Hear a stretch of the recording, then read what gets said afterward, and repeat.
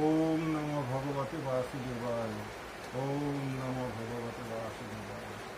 ওম নমো ভগবতে বাসুদেবায়।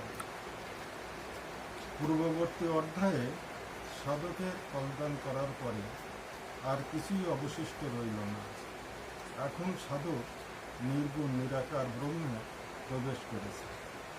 এখন তাকে দিতে হবে জল। কি জল দিতে হবে তাও গীতাতে বলা হয়নি। তাই অগত্য আমরা পণ্ডিতদের কথা মতো গঙ্গা জল, নদীর জল, সর্বতীর্থের জল দিয়ে পূজা শুরু করলাম।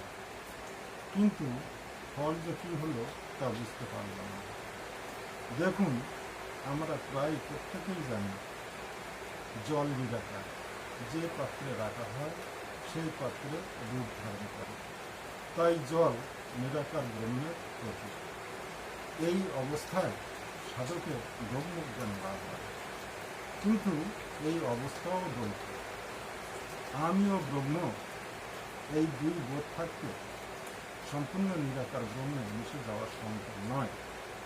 তাই গীতা শাস্ত্রকার বলছেন যে সাধক তুমি এটা দিয়ে দাও। সাধক এই দ্বৈত বোধটাকে দিয়ে দেওয়ার পরে তার নিরাকার ব্রহ্মে প্রবেশ ধরল। নিরাকার ব্রহ্মে মিশে গিয়ে নিজেই ব্রহ্মময় হয়ে গেল, নিজেই নিজে হয়ে গেল। সে যেখান থেকে এসেছিল সেখানেই ফিরে গেল।